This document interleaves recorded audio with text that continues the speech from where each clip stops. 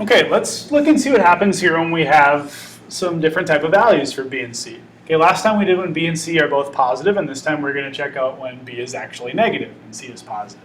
Okay, so let's go through this again.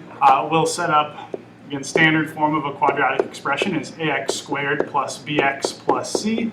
Okay, I'll go ahead and identify a, b, and c here, so I know that a is 1, b is -5, c is +6. So I'll write down a equals 1, b equals -5, and c equals +6. Okay, now remember, with our x chart that we're filling out here, we're looking for the numbers that multiply to a times c and add to b. Okay, so a times c in this case is 1 times 6. So we're just going to write down 6. Okay, now they have to add to our b term here, which is -5. Okay, so again, we're going to go ahead and write down what are the factors of 6. So I know it's 1 times 6 and 2 times 3.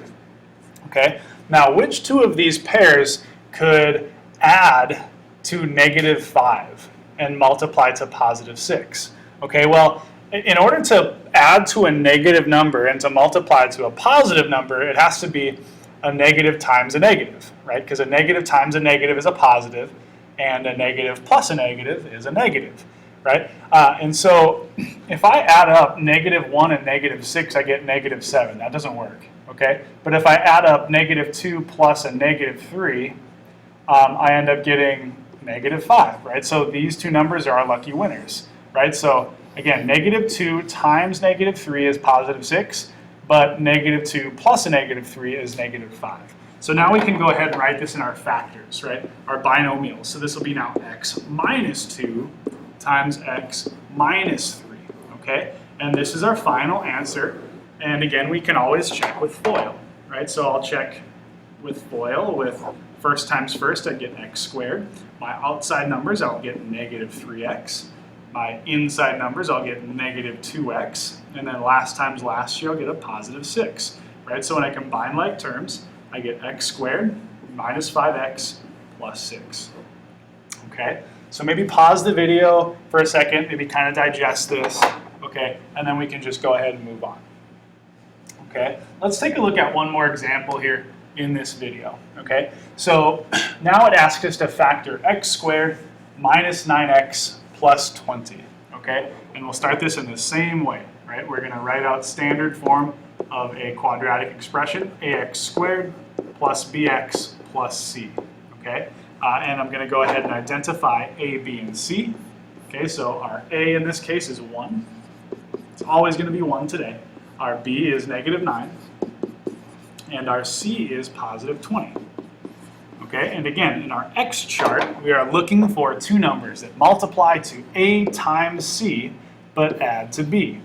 Right, so our a times c in this case, 1 times 20 is 20, right? And adding to our b term, I apologize, my b term is -9, right? We have to take the sign, it's a -9 in this case, right? So I'm going to go ahead and put -9 for my b value, right? Now let's take a look at all the ways we can multiply two numbers together to get 20, right? We can take 1 times 20, right? We can take 2 times 10, and we can take 4 times 5. Okay? Now remember, in order to multiply to a positive number and add to a negative number, both of our numbers have to be negative, right? So -1 plus a -20 is going to give us -21. So that's not it, right? -2 plus a -10 will give us a -12. That's not it. Okay? -4 plus a -5 gives us a -9. That's the one. So -4 and -5 are the numbers that we're going to use in our factors. Okay? So when we write this out, we'll get x minus 4 times x minus 5. Okay? And this will be our final answer. Remember, we've written this quadratic expression as the product of two linear expressions. Okay? And always we're going to check with FOIL to make sure that we're right. So x times x is x squared. Outside times outside is -5x. Inside times inside is -4x. And last times last will give us a +20. When we combine like terms here, we'll get x squared minus 9x plus 20. And that will be our final answer.